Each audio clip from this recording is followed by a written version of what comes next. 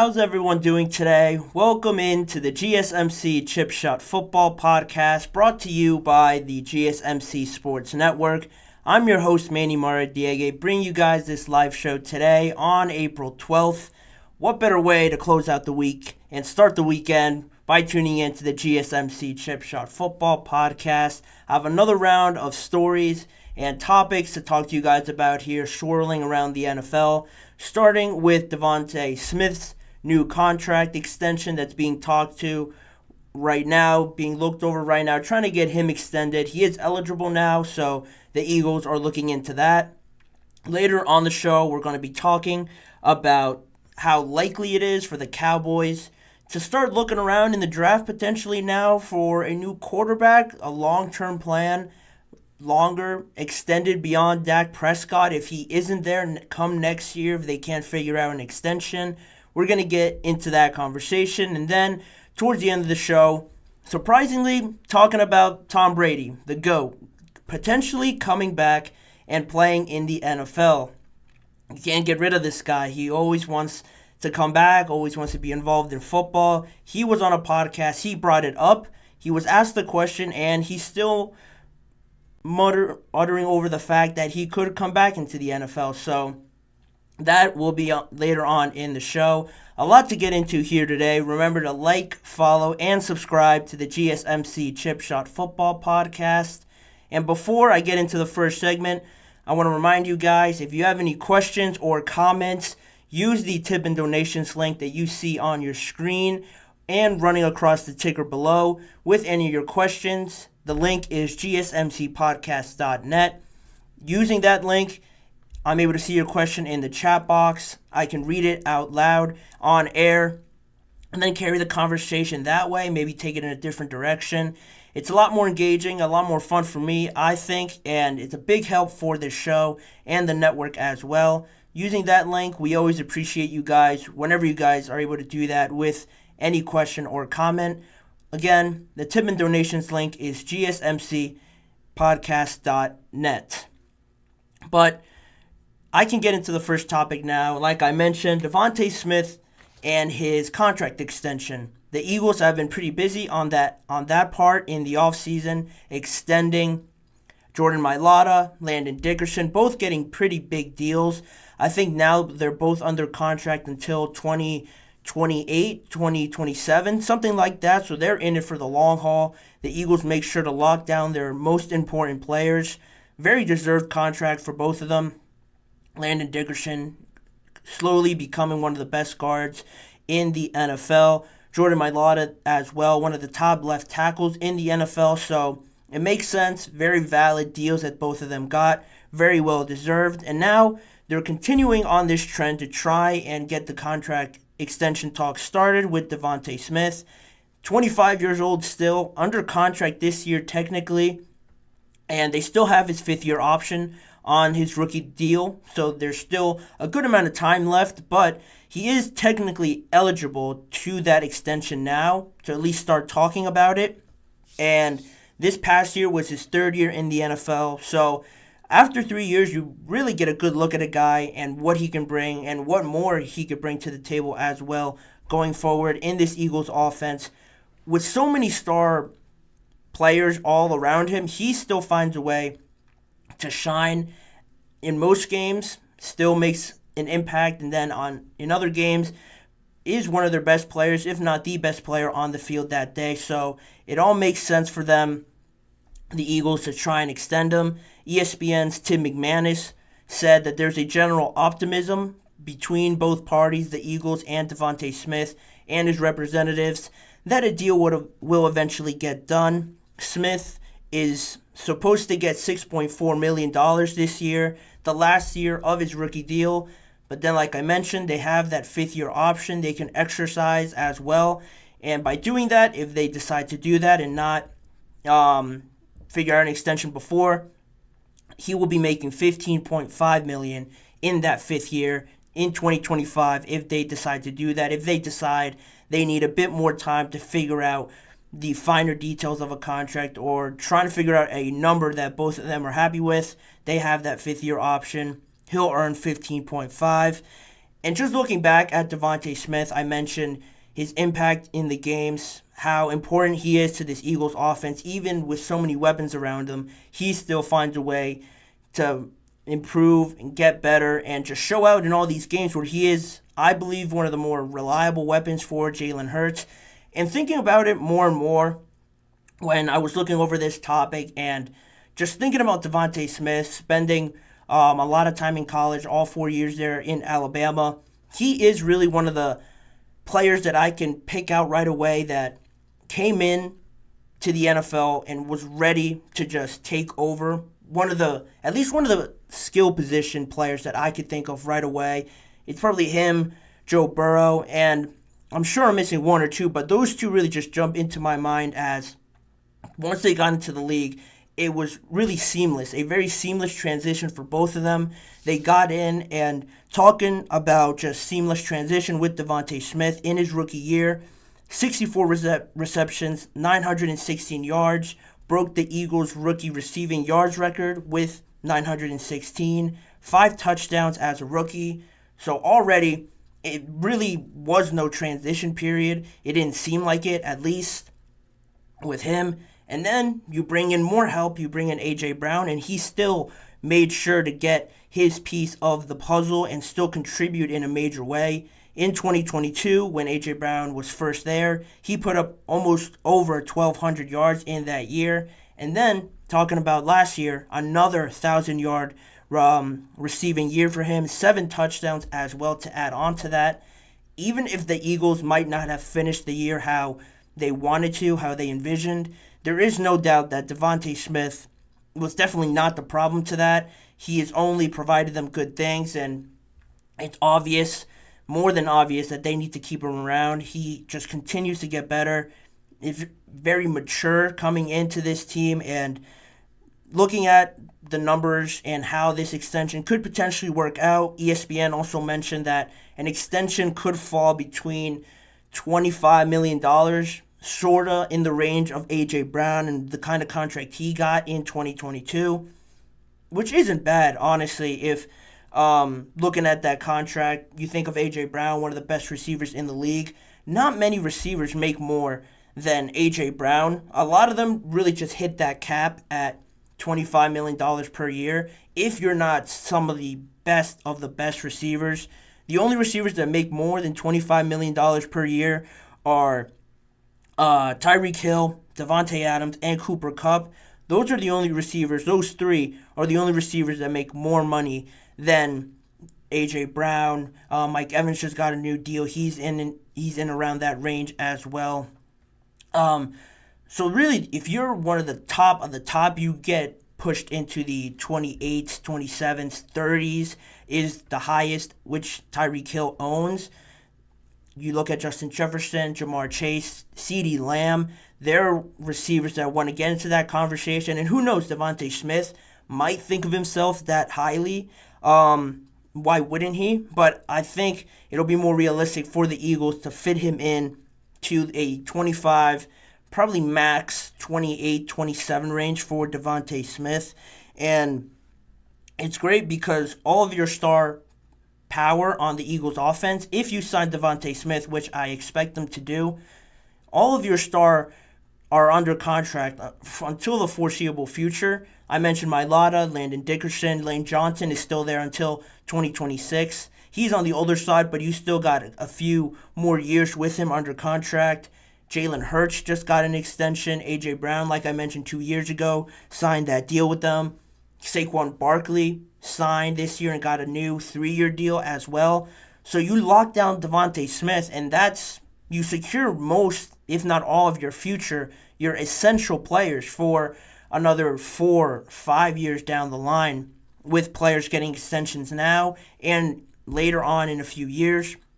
It's great business by the Philadelphia Eagles, which have earned a reputation of locking down their stars early, which again just is another positive for DeVonta Smith and the team, so this just doesn't carry on lingering into the season and just people keep talking about it.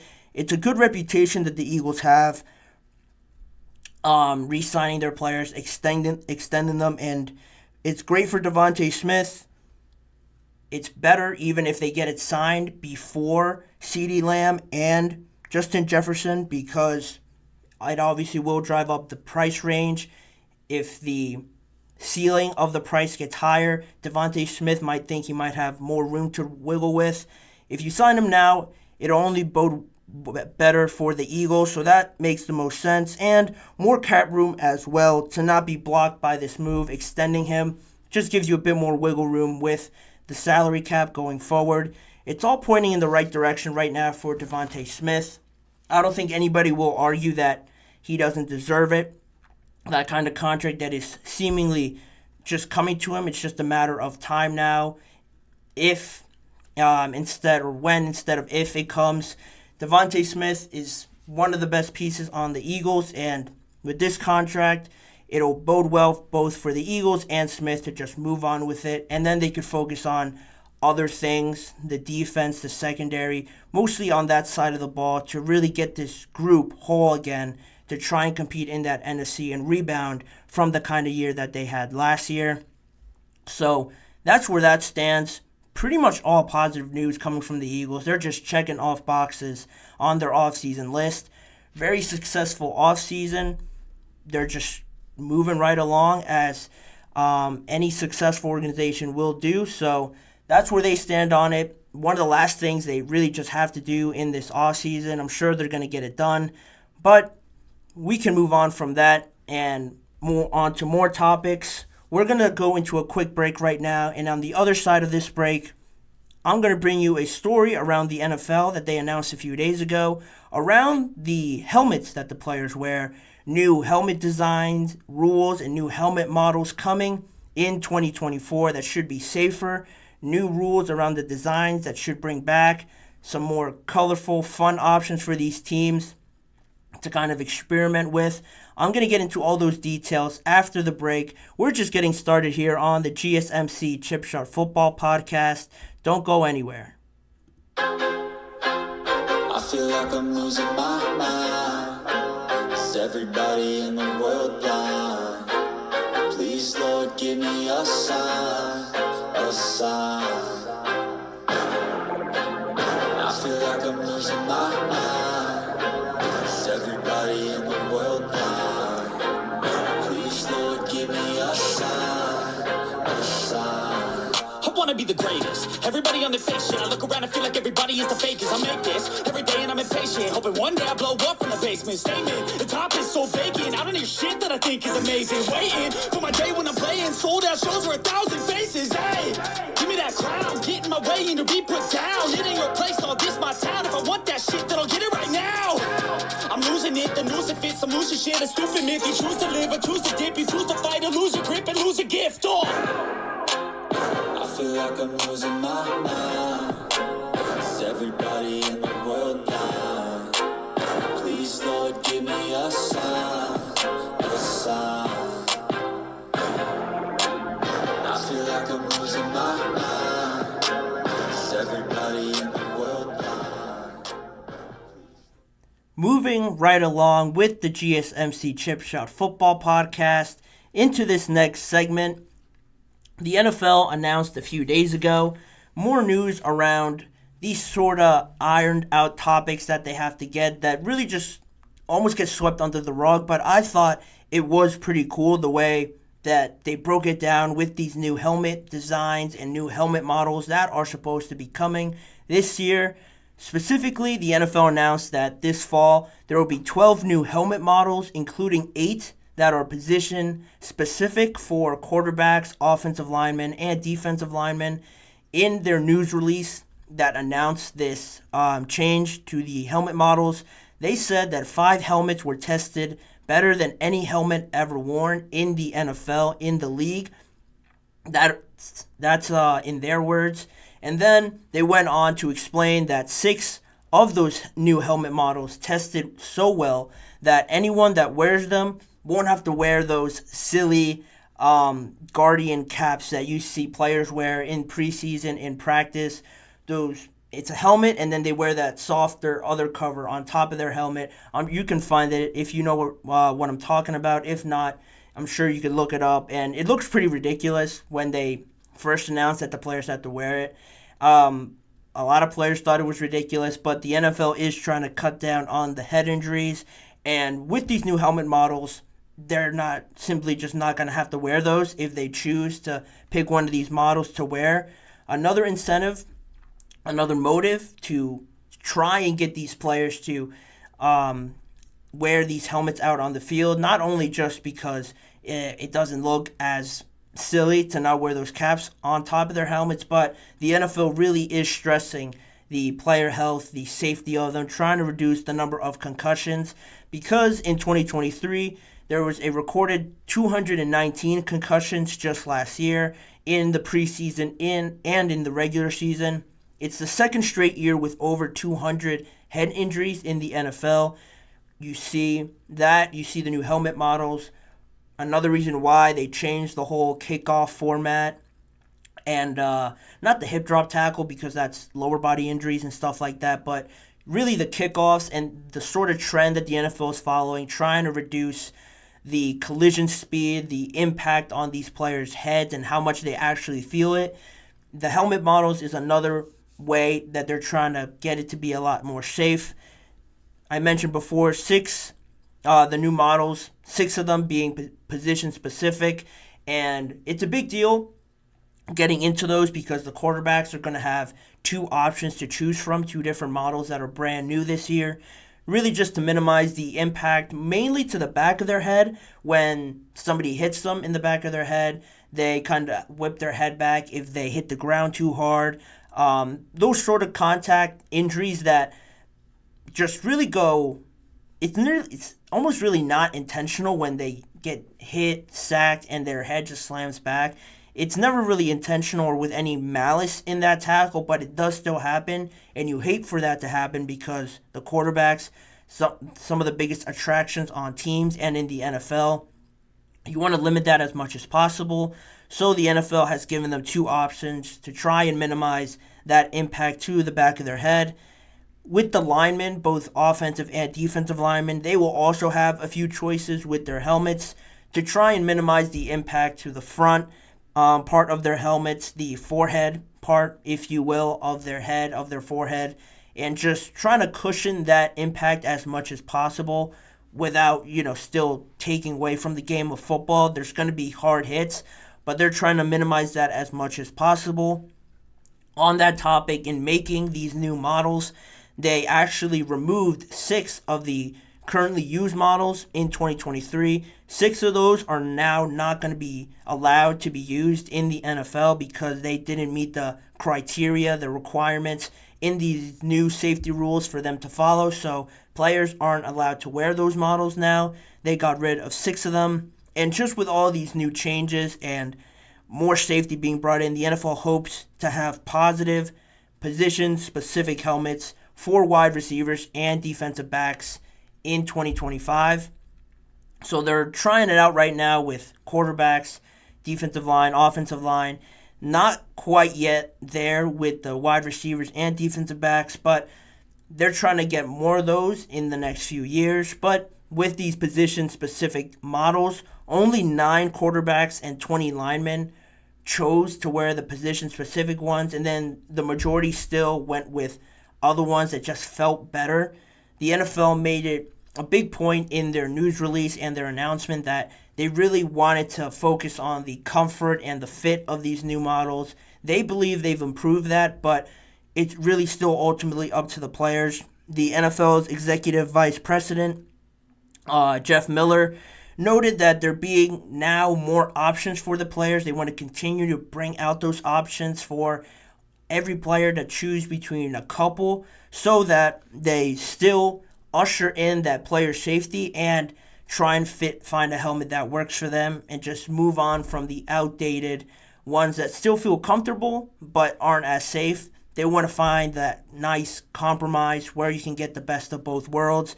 It's still a work in progress. It's definitely not finished by any means now, but that's where the NFL's headed right now. 12 new helmets coming for the players, position specific and outside of that as well. 8 of them position specific, 12 new helmet models.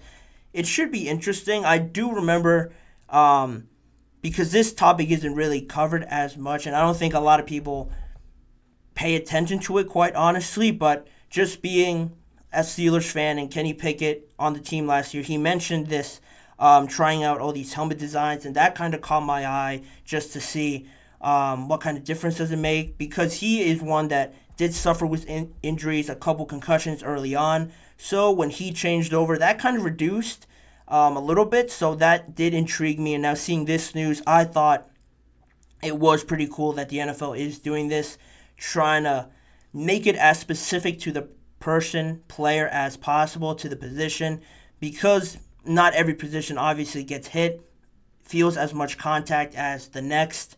They really emphasize trying to measure, run a lot of simulations, do a bunch of tests with different helmet models, different sizes and fits and everything like that over this offseason and just over the time that they have to really make it as realistic to game, to the position as possible.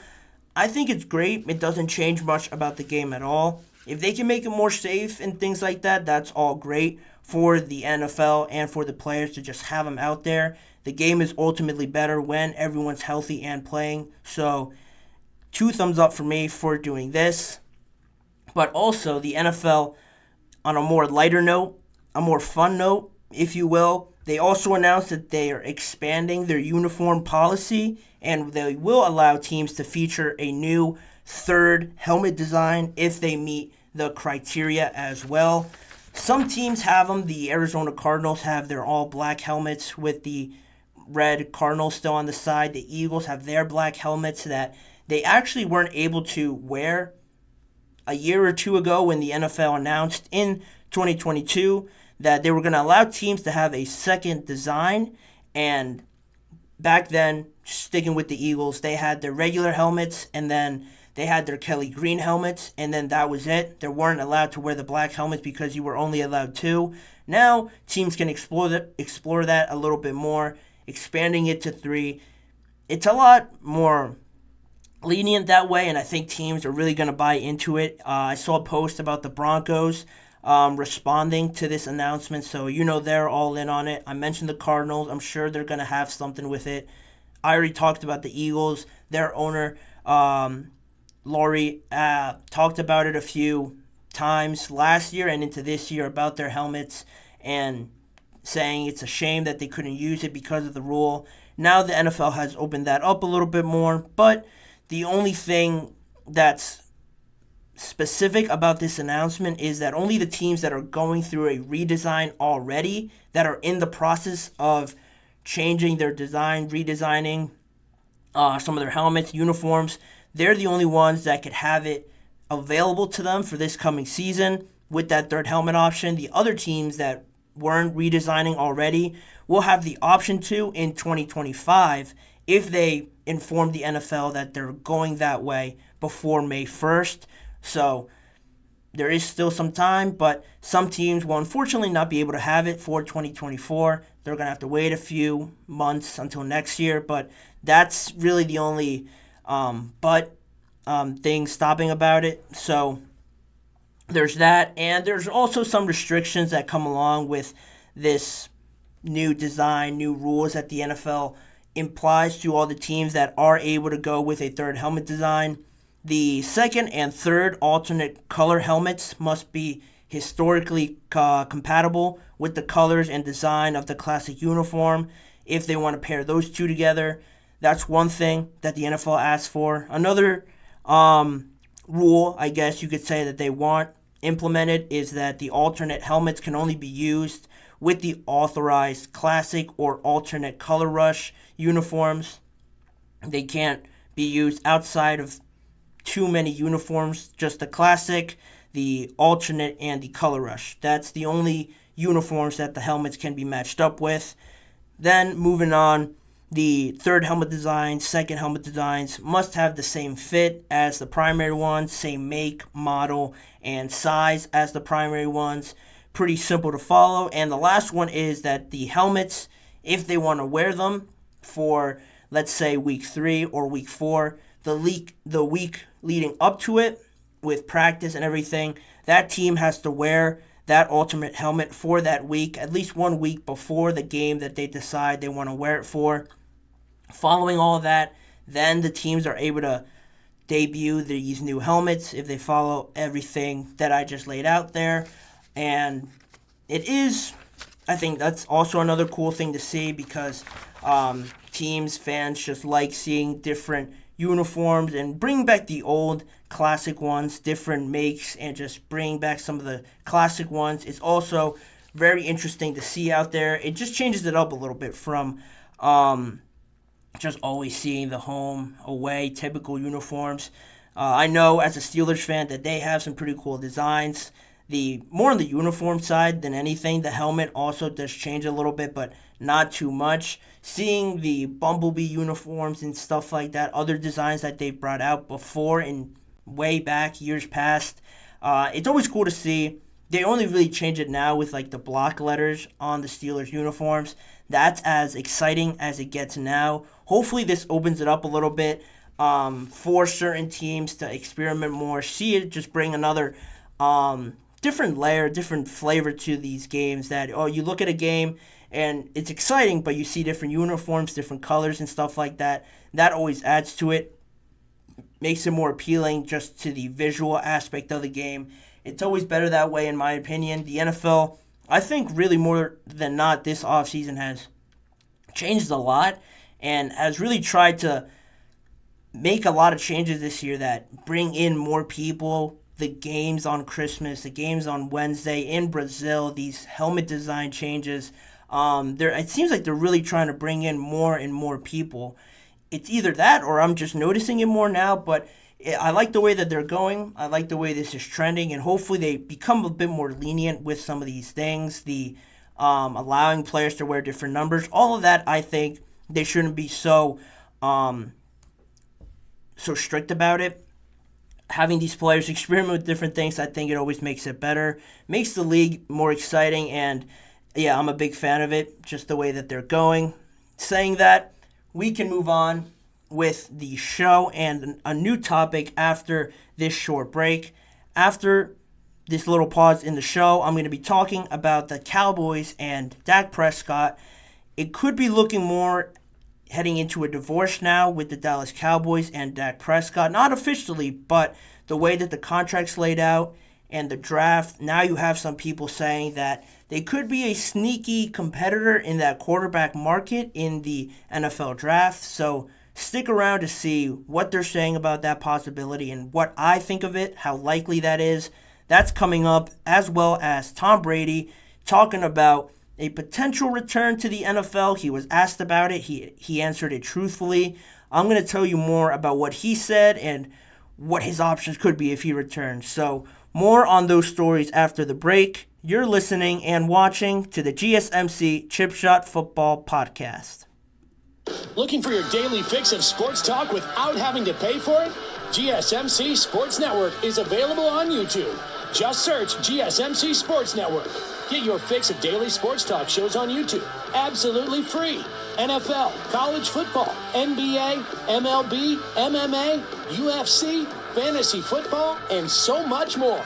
GSMC Sports Network has shows running all day long, with new sports shows starting every 2 hours. Just like on your favorite cable sports channel, except GSMC Sports Network is absolutely free.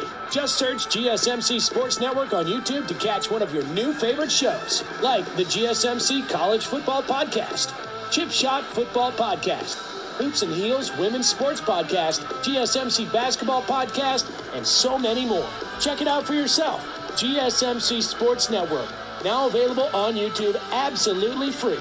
Search GSMC Sports Network on YouTube right now. Continuing on with today's live episode, I want to remind you guys, if you have any questions or comments on the past segments or on these other segments that I'm going to bring up, use the tip and donations link you see on your screen right now, gsmcpodcast.net.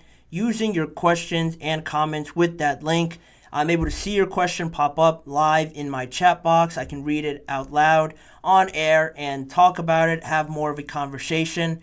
It's very fun, more engaging that way. It's also a big help for this show. So again, The tip and donations link is gsmcpodcast.net. We always send you guys a big thank you if you're able to use that link with any of your questions or comments. Like I mentioned before the break, more on the Dallas Cowboys, their quarterback, Dak Prescott. It's a big deal because more and more that you think about it, you break it down, we have this conversation about the Cowboys and Dak. It just seems like it's pushing more and more towards a divorce. It just split, this being the final send-off for Dak and the Cowboys, because right now Dak is on the final year of his current contract that he's on.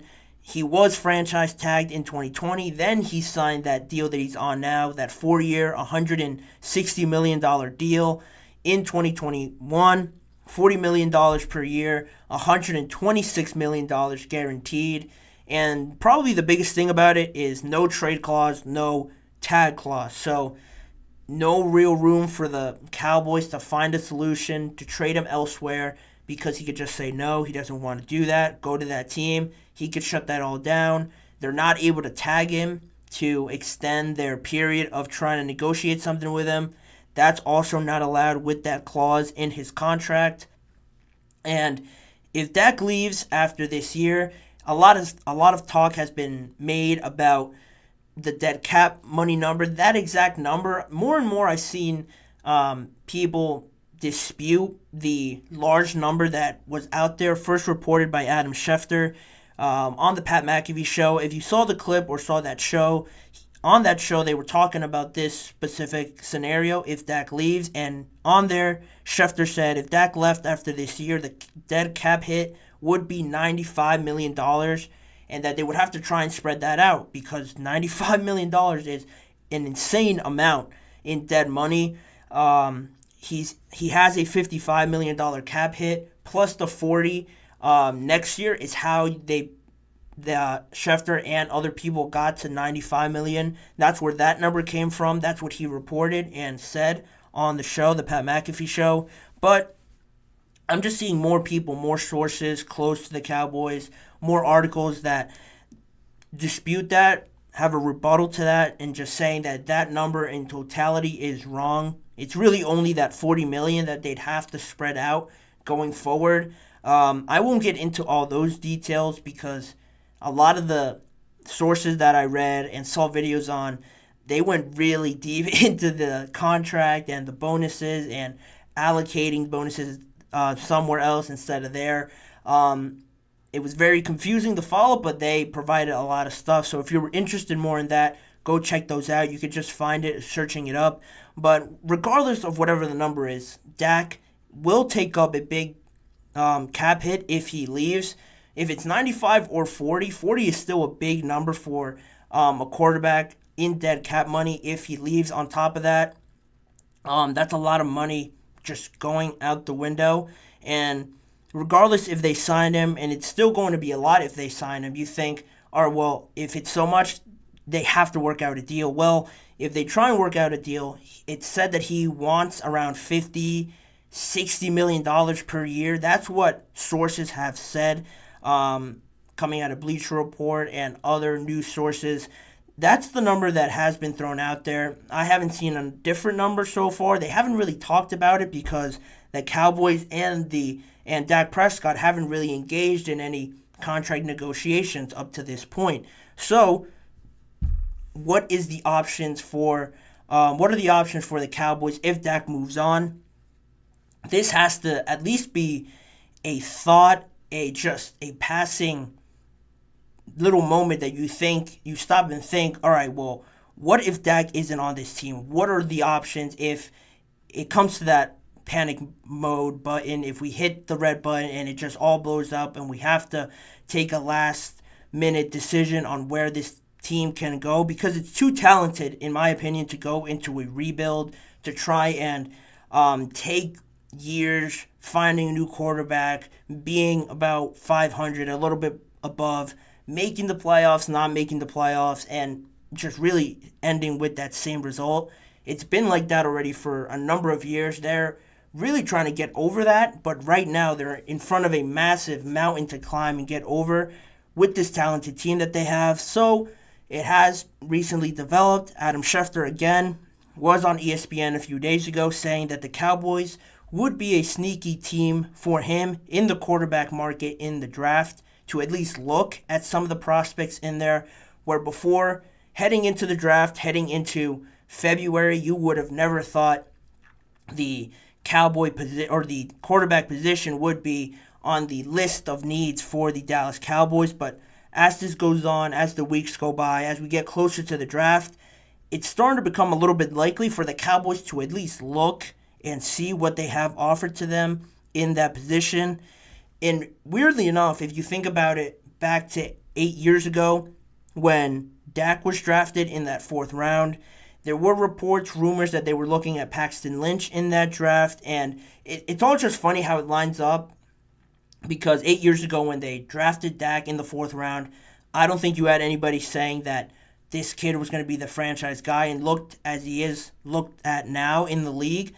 But back then, Tony Romo was on the expiring deal, was heading towards the end of his career, and now, funny enough, Dak is on the last year of his career, moving on from the Cowboys. Is this another situation where history repeats itself? They get somebody in the 4th round, 2nd round, definitely not earlier. There's no way it's earlier, but maybe 3rd round, you have somebody there sitting there, you take a risk on them, and then can you get lucky twice? We'll see, but it is just funny how it all lines up like that. Again, they find themselves in a similar situation again with their quarterback. A little bit different because Tony Romo is heading towards the end of his career. Dak is still in a position where a lot of teams are going to be vying for him in free agency if he decides to leave, which is becoming more and more likely. Like most players, most quarterbacks that get these massive contracts, all it takes is for one team that doesn't have a great draft pick, doesn't have a lot of assets to trade, know that Dak Prescott is available. All that has to happen is for them to offer him a massive contract. Not saying that that's the only thing that matters, but a lot of people just don't turn away from a massive 4-year, 3-year contract that a team offers you. Regardless if they're great or not, it is something to just say, nah, I don't think I want it. I'm good with that. It's a very real possibility in free agency that he just leaves. And you look at quarterbacks now, Adam Schefter compared him to Kirk Cousins this year when the Falcons offered him that mega deal, $100 million, or actually more than, I think it was $180 million deal for Kirk Cousins. That kind of money is what we're talking about with Dak Prescott in Schefter's estimation. So it can be a real possibility that the Cowboys, what do they do? Who do they look to? I mentioned the draft. Is that a real possibility? This is where I kind of divulge from that idea of drafting a quarterback. The question is posed. It is a real question. I admit that. But in my opinion, I think right now they have Cooper Rush and Trey Lance on their roster. Right now, saying that, it doesn't fill you with a lot of confidence, right? One, because you've seen already Cooper Rush come in, be the quarterback of this team for a few weeks.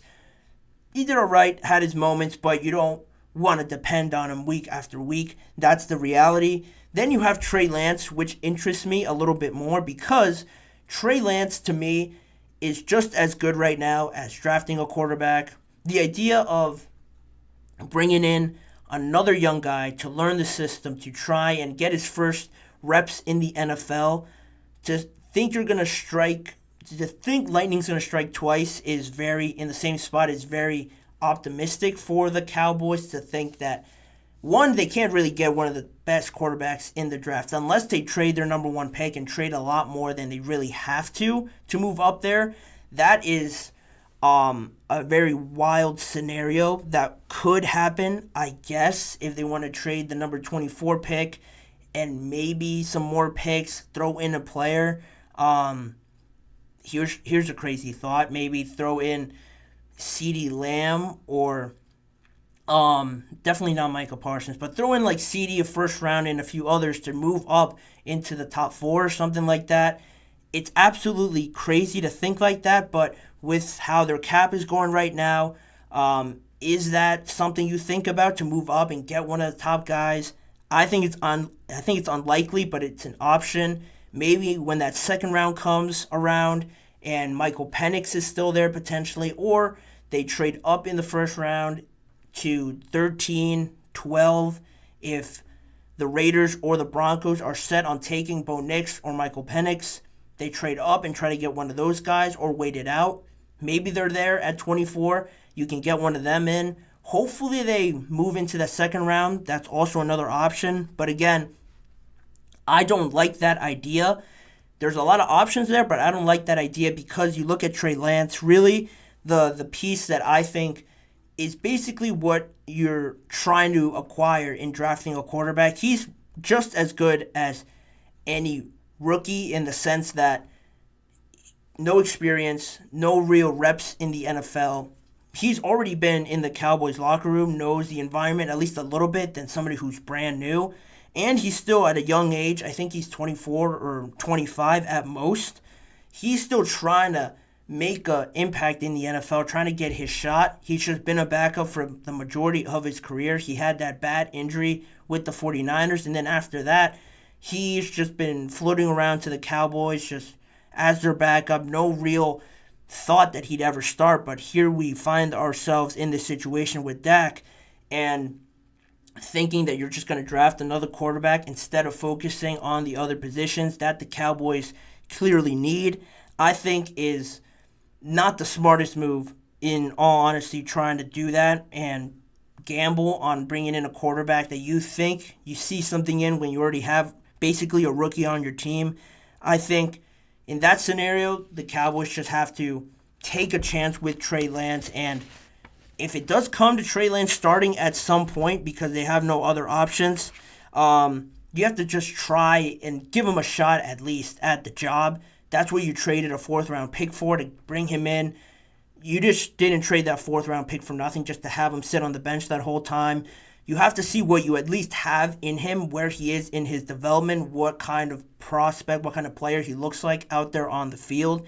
And at worst, it doesn't work out. It looks awful. You lose some games because of him. You bring in Cooper Rush anyway to play some games and just close out a season.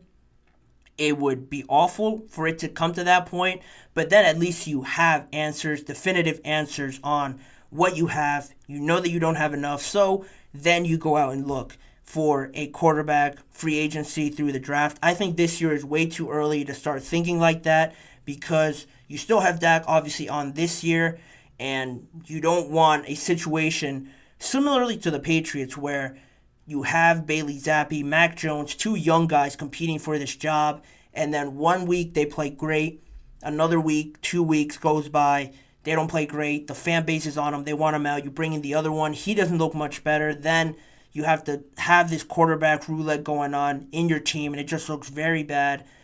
You don't want to compare it too much with the Patriots, but that's just one similarity that you see in other organizations where you want to avoid with the Cowboys.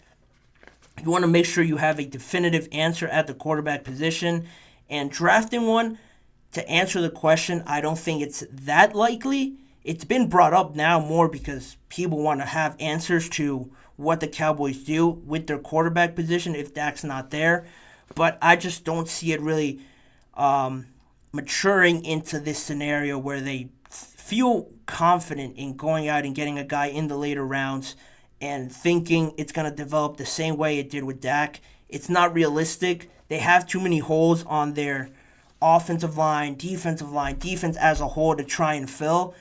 To use it on a quarterback, I really think, honestly, would be a waste. So right now, I can't see it happening, but you never know what will go down at the draft.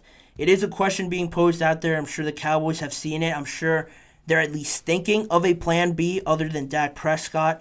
Hopefully, they give Trey Lance a shot and not risk it too much with the draft. I think this year's just a year to try and fill those holes, and then once the problems arise, if they do arise at some point, that's when you address it.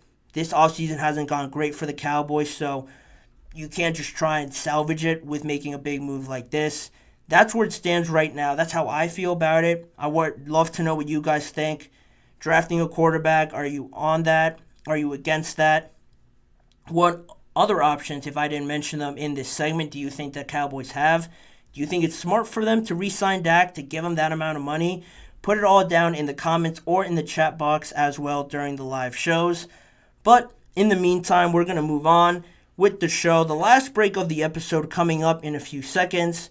Then, to close out the show, we're going to talk about Tom Brady and potentially making a return to the NFL. My thoughts on it and more details on what he said specifically on a podcast interview yesterday. Stick around to find out more on that story shortly after this. I'll be right back.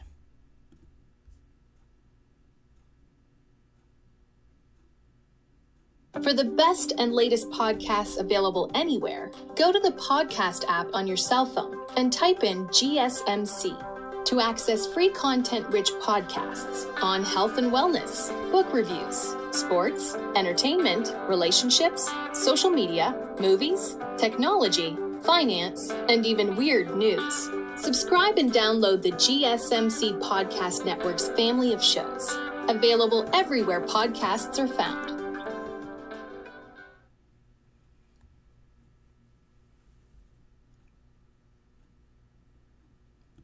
Thank you for joining me on today's episode of the GSMC Chip Shot Football Podcast to talk about the latest news, breaking news story that has come out in the NFL. Just yesterday, everybody is talking about Tom Brady once again. He remains active in the offseason if you haven't seen already. You always see him on commercials, talking somewhere, on podcast interviews and stuff like that. He is going to be more in the social media side of things, in the broadcasting side of things around the NFL this coming season when he is supposed to broadcast games on Fox Sports for the NFL. But now a wrench gets thrown into that whole thing when Tom Brady appeared on a new podcast called Deep Cut it's produced, hosted by a barber/influencer that interviews people while giving haircuts, the whole vibe around the Deep Cut meeting. The barber's name is Vic Blends, and he started this, and to have already an interview with Tom Brady already caught my eye, but then it is what he said on that interview in that podcast episode with Vic Blends when he asked him about returning from retirement, returning potentially late in the season when a team is missing a quarterback, they're making a late playoff push. What are Tom Brady's thoughts on potentially coming back and playing once again, unretiring for a second time? I'm starting to lose count of it, quite honestly, at this point with Tom Brady, but brings up the idea of not being opposed to it. Those were his words, and if you look at the video on Twitter, anywhere where it has been posted, Instagram, platforms like that, he really brightened up and started smiling and was pretty happy that he asked him about it. And if that doesn't tell you everything you need to know about him still feeling that he can play, wants to be out there, that told me everything really that I needed to know on how he truly felt about it. But in his answer, he kept it a bit more tame, a bit more level, by saying, I'm not opposed to it. I don't know if they are going to let me if I become an owner of an NFL team. I don't know. I'm always going to be in good shape, always be able to throw the ball. So to come in for a little bit, like MJ coming back, I don't know if they would let me, but I wouldn't be opposed to it. Referencing Michael Jordan when he also returned from a second retirement to play for the Washington Wizards, which he actually also owned a piece of at that moment when he came back from that second retirement. So there is similarities there. I just feel like the NBA is more open to that sort of thing happening there. Player association is a lot more outspoken and a lot more involved in situations like this. I think with the NFL, they have an NFLPA, but it is still very much 70-30, 80-20 in how lenient the NFL is with their NFLPA, whereas the NBA, just from my personal opinion of seeing some of the moves, some of the transactions and things that the NBA PA suggests, that one seems a bit more 60-40 with the NBA and their player association. The NFL, from my point of view, is a bit more strict with that sort of thing and that relationship. But before his responses, Brady and Vic Blends brought it up to him. Before the quote I read, he brought up the 49ers, the Patriots, and the Las Vegas Raiders as possible options for Tom Brady to go back to. He just threw them out there in conversation, and those, ironically, are the teams that not only does he have connections with, but connections in different ways. Obviously, he played with the Patriots for the longest time. He had that dynasty there. The 49ers, didn't play for them, but he is from California, grew up a Niners fan. That never materialized into anything. There were always rumors about it, but obviously they struck gold, brought in Brock Purdy, drafted him. You know how that story goes. And then with the Raiders, the funniest thing about it is that he is trying to be an owner of the NFL Raiders, and they're in that process of trying to get that official. Roger Goodell has talked about it and how it's in the process right now, but that sort of big move to have Tom Brady be an owner of an NFL team obviously takes some time. It will drag on, I feel like, a few more months. And to have him now come back and play for them, if in some crazy world he does come back and unretires, that would be a very funny situation to see how the NFL handles that with him trying to be an owner of them. But in the article that I read about this whole situation and just informing myself on this before I came on here to talk about it, one thing that was pointed out that almost changes everything about this whole interview and how it's all laid out, that the Deep Cut podcast, where this whole interaction took place with Vic Blends and Tom Brady on this podcast, it's actually produced by a company called Shadow Lion, co-founded by Tom Brady and his manager Ben Rawitz.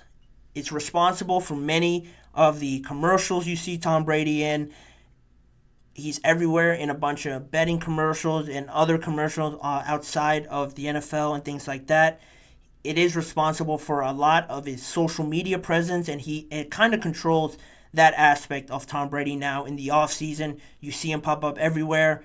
Shadow Lion is responsible for that, is the company that sort of produces that whole thing with Tom Brady. So in saying that, it has those responsibilities and how much attention Tom Brady now gets, not being in the NFL, but still being Tom Brady. People want to know what he's about.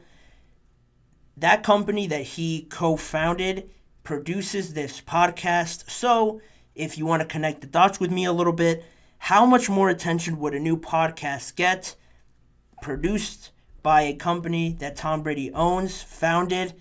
How much attention would that new podcast get trying to launch itself into stardom, into fandom, trying to get as many eyeballs on it, then having Tom Brady, arguably the best quarterback of all time, go on there and say, yeah, I'm still thinking about playing. I could potentially go to so-and-so, throwing out some of the biggest teams out there that are connected with him, throwing them out there on one of the early episodes of this podcast. You can see where I'm going with this. Going on their early doors and saying something like this, it's going to draw in more people to this podcast. I'm not saying it's fake that he doesn't want to come back and play, but it is a little fishy. It's genius, honestly, by Brady to do this on a new podcast, say something like this, and then not really mean it. For all we know, it was just complete. It was a complete lie that he's even thinking about it. But when he said it, how he brightened up, I'll go back to that. I think he still wants to, but I don't think he really, really desires to go back there and try to get hit at his age, try and go through the long process of it again. It was just a way to get people maybe talking about this new podcast, tune into it, follow it now more and more. I'm not saying it's the real reason, but it is funny how it all works out. Doing a little bit of digging deeper into this situation, you see the behind-the-scenes connections to all of this, and you could start making your assumptions based off of that. And also, Brady already retired. He came back. He retired again for good. And when he made that beach video announcing his retirement, but he still seems like he's got that want to go out there and compete. I just think it came to a point where the process, it's in Tom Brady, one of the best ultimate competitors out there, but at the end of the day, specifically with these three teams that I mentioned, the Patriots, where they're at right now, I don't think that's realistic at all to bring in Tom Brady. The Raiders, again, similar to the Patriots, they're a little bit better, but that whole situation with him trying to be an owner of it, I just don't think the NFL will let it happen, like Brady mentioned. And then you have the 49ers that is never going to happen because of Brock Purdy, how much they love him there in San Francisco. Their CEO, Jed York, mentioned talking about Brock Purdy, extending him, really liking the problem that they now have trying to pay a very good quarterback. I think they're all in on him, so that's really the furthest one that I think could ever happen. But this, again, it's just a way for Tom Brady to, I think, just ruffle some feathers, do a little bit of trolling. He's done a lot of that, really letting his hair down a lot in the offseason after leaving the Patriots, really how much you've seen now of Tom Brady's personality, how much he's let himself go a little bit. I think it's just nothing more than Tom Brady having a little bit of fun with it. I think it's true to some extent, but I don't think he's really committed to coming back and being in that whole mode of NFL quarterback, trying to make the playoffs. Especially with these teams, it would take a lot more out of him. At that age, I don't see it being realistic, but I think it's fun. It's a fun idea to throw out there again if you're Tom Brady. He is scheduled to be a broadcaster now, so he has that commitment. I don't think he would just back out on that, just off of the person that he is and being all in on something. He's mentioned that he is training for it and taking it pretty seriously. So, again, that's another reason why this whole thing just doesn't line up. It's funny that he threw it out there. I think it's great. It's genius for him to try and get more notoriety to this show that is produced by a company that he co-founded. It's great. Tom Brady's always a step ahead of everybody. He's a genius when it comes to this sort of stuff and getting people to talk about him. Stays relevant. Now he's going to appear on TV in a few months, so he's just always there in the back of your mind thinking something related to Tom Brady. It's a great move by him. It was funny, but it's definitely not something that I'm anticipating happening. But if you guys think differently, please let me know in the comments or in the live chat box as well what you guys think about it. Maybe other teams you would like to see Tom Brady go to. If you want to see him give it one last go at it. I just think we're past that point now with Tom Brady that people just got to let it go. People just got to let it go. Tom Brady's not coming back. He's got to let it go, honestly. If he even thought about it for a second, let somebody else have the spotlight. It's Patrick Mahomes' league now, really, in all honesty. So that's where we stand on it now. That's where that topic kind of lived and sort of died off there right now in the news media. More people will talk about it, but I don't see it really materializing into anything. But in saying that, that will be the last topic we go over on today's episode. I have run out of time on today's show. I want to give a big thank you to you guys for listening and watching this episode of the GSMC Chip Shot Football Podcast, brought to you by the GSMC Sports Network. Please remember to like, follow, and subscribe to the show, as well as following the GSMC Network on other social media platforms like TikTok, Facebook, Instagram, and Twitter to catch up on the network's content outside of sports as well. If you want to see more of me and this show, you can go on and check out the GSMC Sports Network YouTube channel and the GSMC Podcast Network channel for YouTube shorts that are posted on there daily, every weekday, I should say.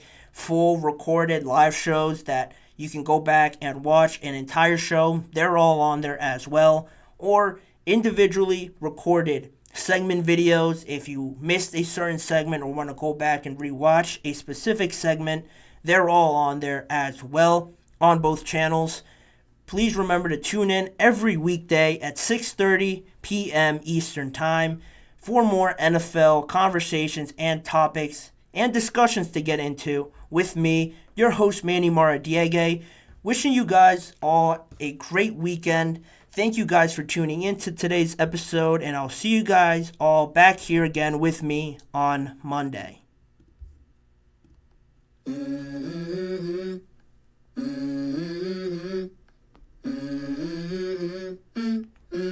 Let's go. I wake up to a little bit of drool on my pillow, feel like it's gonna be a bad day. Yeah, I'm tired of shit, and the coffee ain't hit yet, damn, ain't that great.